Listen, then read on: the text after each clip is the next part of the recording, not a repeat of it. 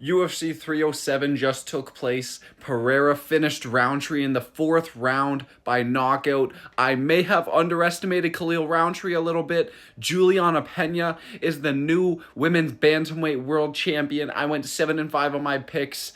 It was not a great card, to be honest with you. I'm going to give you a quick recap of this card, starting with the first fight of the night, going all the way up to the main event. So let me not waste any more of your time. The first fight of the night, we had Court McGee showing off his elite Khabib skills on the ground, smashing Tim Means, getting a round one submission over Tim Means by rear naked choke. Had Tim Means just looking like a little boy out there. The 40-year-old can't deny a takedown, can't fucking get up from full guard, can't get a guy off of him, and just accepts his fate, gives up his back, and gets choked out really fast. What a win for Court McGee. Means absolutely nothing in the grand scheme of things.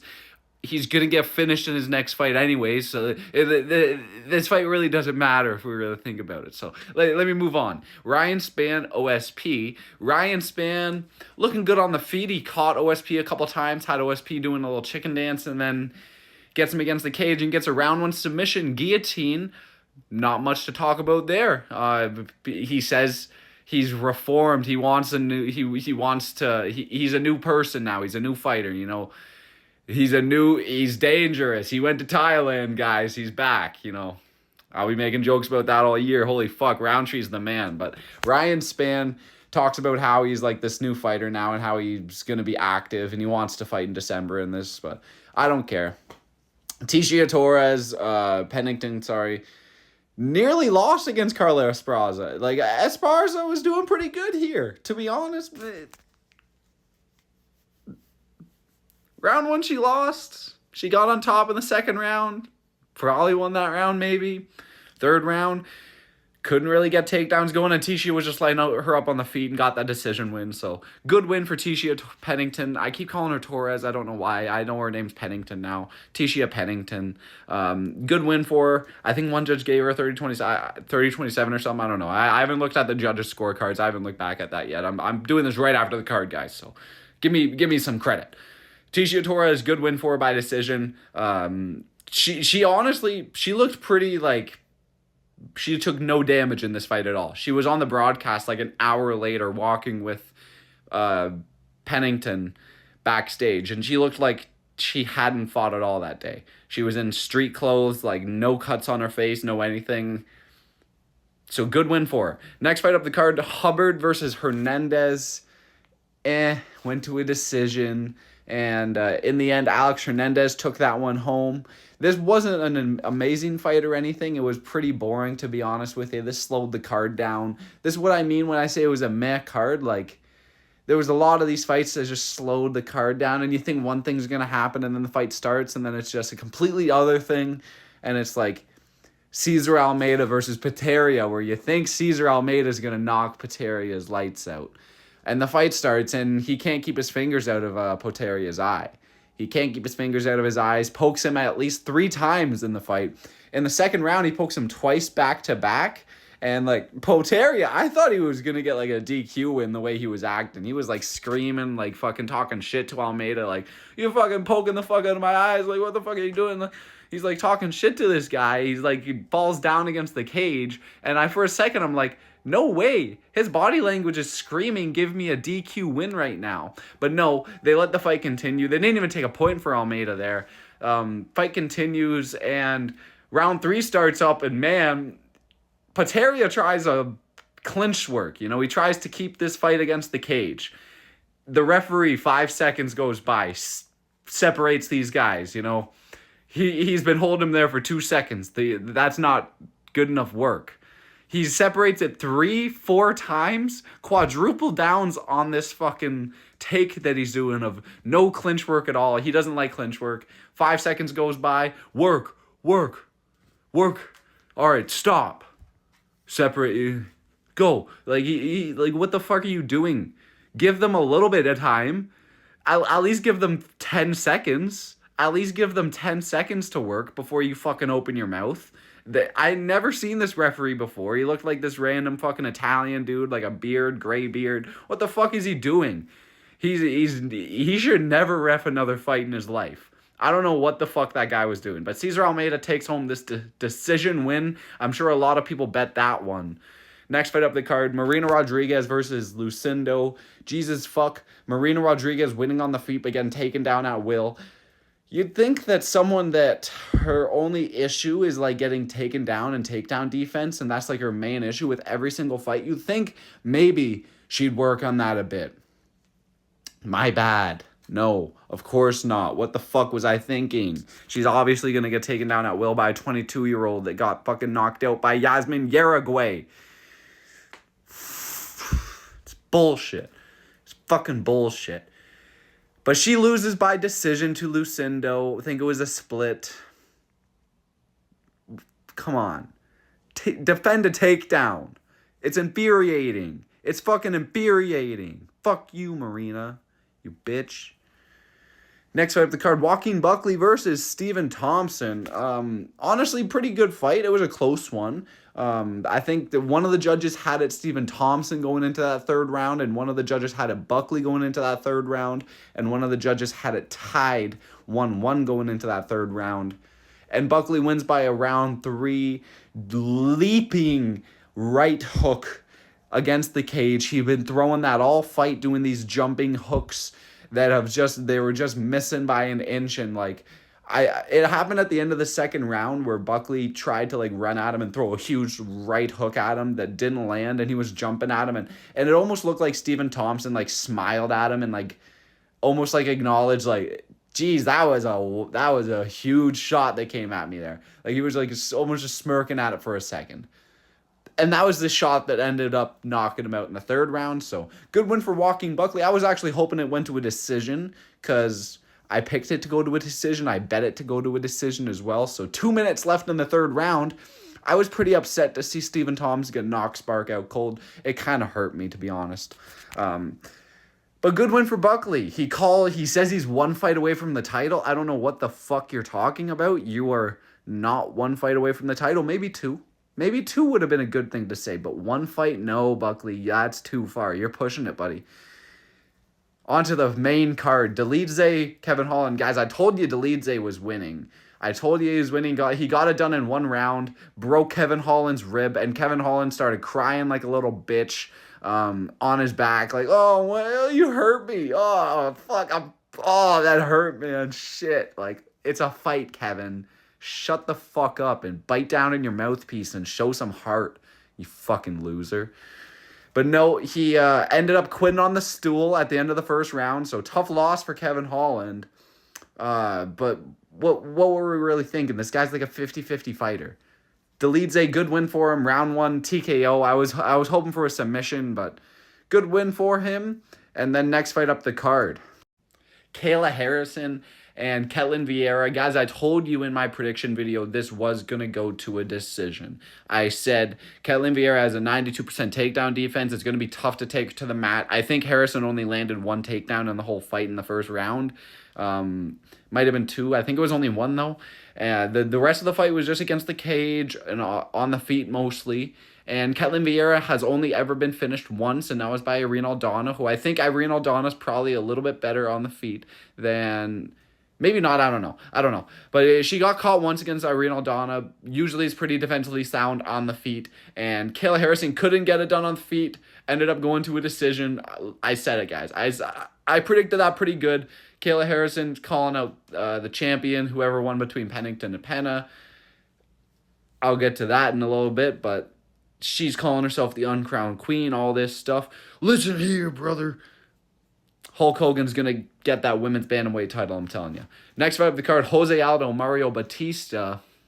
Jose Aldo, man, he got robbed brutally. He won this fight, guys. The first round is the round I could give to Mario Batista, because Mario Batista had quite a bit of control time in this round against the fence. It wasn't takedowns or anything, because this guy can't land a takedown to save his life, but he was holding him against the fence, and he actually outlanded Jose Aldo that round. But round 2 and 3, Jose Aldo outlanded him in both of those rounds, busted his nose in the second round, beat him the fuck up, made him look like a chump on the feet, had to dive him for his fucking crotch. Mario Batista's a pussy, and the judges robbed the fuck out of this legend, Jose Aldo. What the fuck are we doing? Jose Aldo won this fight. And I get it, I might have some Mario Batista fans in my comments saying, oh, cope, you're coping. Mario Batista won that fight, oh, control time matters, all this stuff. Why in a combat sport do we value failed takedowns more than damage on the feet? Think about that. You're not an MMA fan if you are valuing control time over, like, it's not damaging, it's not a fight. It is fucking stalling. It's shit that should get extinct. It should get weeded out. It should get changed in the rules. It should not be allowed. They should not be allowed to stall that long. The referee should be separating it way more in that situation where Batista's doing nothing and getting 3 minutes of cage control time off a failed takedown. Why do we value damage that much? Why do we value failed takedowns that much more than damage? It's incredible to me. And you're going to have the Batista fans saying, you're just coping. You're just mad Aldo lost. I am mad that Aldo lost, but I'm also, this was not a win for Batista in any stretch of the fucking definition of win. It's not a win for Batista. He got pieced up on the feet. He got shown that he's not as good as this aging legend. He cannot keep up with this guy. So he's going to be fucking nothing. He's going to be nothing. He had the same Marab game plan. So maybe he actually becomes a champion off that. Who knows? That's the state of the bantamweight division and the fucking rule set right now. Because of this narrative and call it control time so dominant. But he can't get out of the fucking takedown. He's defending it against the fence. You're not allowed to grab the fence in anything, but you're allowed to just hold someone against it and not do anything with it. Like, it's incredible. I'm not going to keep rambling on this. I'll go to the co-main event here. Pennington Pena. Sorry, guys. Pena. Fucking sounds stupid. Juliana Pena. I don't give a fuck. I'll say it how I want. Pennington versus Pena. This was not entirely what I expected, to be honest with you, because Pena, she'd been on the shelf for a while. She hadn't fought. She'd been saying that Nunes was ducking her. She was waiting out for a title shot, but then Nunes retired, and then she was like, fucked. Then she had the choice to retire or come back. She came back, and she actually took the belt back. Incredible work from Pena, who won the first or second round, control time. I think she might have... A lot of people were saying she won the first two, and then Pennington won... No. Pennington won the first. Getting this right in my head, guys. I was like so locked into this fight. It was like the best back and forth fight I had ever seen, so I was so enthralled with this fight. I really haven't worked all the details in my head right now. But no, Pennington won that first round. Pretty close. Maybe Pena could have taken it on paper. Round 2, Pena took it. Round 3, Pena took it. Round 4, Pennington took that round 4. And then round 5, I don't know. And then it went to a decision. And they raised Pena's hand, and she took the belt home. And we're doing a whole parade about, Pena, she came back. Oh, what a story. She's a champion now. They put her on the mic, ask her how she feel about fighting Kayla Harrison. And instead, she calls out Nunes and says that Nunes is ducking her again. And it's like, what are we doing? Nunes has had a baby. She's raised her baby's like a year old now. She's learning to walk. She's not coming back to fight again. She's done. Why do you keep talking about her? She's not even thinking about you anymore. There's someone backstage that they put on camera on the broadcast that they asked you a question about that won a fight on the exact same card to contend for that championship. And instead of talking about her, you call out Amanda Nunes, who is raising her 1-year-old child at this point. Nunes ain't coming back, lil sis. She ain't coming back. I'm telling you that. Kayla Harrison probably will win against Juliana Pena, but what the fuck do I know? I thought Pennington would win. I don't know. On to the main event, Pereira versus Roundtree. Man, I underestimated Roundtree. I'll say it 3 times for you guys. I underestimated Roundtree. There's a 4th. because that's when the fight ended, was in the 4th round. Alex Pereira, wow, I thought this was going to be a 1-round fight where he lands that left hook the first time Roundtree bursts in. Didn't go like that. Roundtree was landing combos on him, landing some running forward 1-2s. You know, those body kicks were doing work. There was a moment in the 3rd round, I think it was, where he landed a body kick and Pereira kind of fell, like stepped backwards against the fence, and almost he put his hands down a bit and almost looked defeated for a second. It's the first time I've seen Pereira look like he can get hurt. Apart from that, like at 205. At 205. This is the first time I've seen Pereira look like he can get hurt at 205. I'll add that caveat because obviously he got stiffened by Izzy. But Pereira, he bit down on that mouthpiece. I'm telling you guys, that's the fucking game plan. You got to bite down on that mouthpiece, show that grit. And that's what he did. He showed that grit in that 4th round. He showed the levels on the feet. Roundtree got busted in the eye. And he just kind of folded, shelled up, and started getting pieced up. And Pereira unloaded. And Roundtree had no answer. And he got dropped. I can't remember exactly the last shot that dropped him, but Pereira unloaded against the fence. Good finishing instincts by him. He smelled the blood in the water, and he got it done. Excellent win for Alex Pereira. I was on edge this entire fight, man. Even the walkout, too. The walkout had something in it. Like, Roundtree came out to that fucking, wow, wow, wow, wow, wow, wow. You know, that fucking, like, the old Western theme music? It was, like, kind of cool. It was like they're coming down for a duel, and Roundtree's going to the death. And he certainly went to the death. He left everything out there. Not a single thing was left in the holster. He shot every single bullet that he had. What a fight, man. I really was not expecting it to be like a fucking bloodbath barn burner like this. Roundtree even dropped Pereira in the 2nd round. Not dropped like a knockdown, but like dropped like he landed a shot, and Pereira like kind of did the jelly leg for a second. But then he recovered instantly. Don't get me wrong, Pereira outlanded Roundtree in every single round. People saying that Roundtree was winning rounds, like, and Roundtree won the 1st and 2nd, that's completely out of the equation. I just want to say Pereira outlanded him 2-1 in that 1st round. It was 14-17 on the strikes in that 1st round. The 2nd round, you can give to Roundtree, sure. He did land the strike, and Pereira did the jelly leg for a second. That probably is the biggest moment of the round. So you can give Roundtree that 2nd round. But then round 3 happens, and he starts voluming, just out-voluming Roundtree. And round 4 obviously gets the finish. Pereira was winning 3 rounds to 1 if it went to that 5th round. So it wasn't that close of a fight if you really think about it, but Roundtree really showed heart, determination, incredible work by him. I did not expect it to go this long. He deserves credit. He deserves recognition.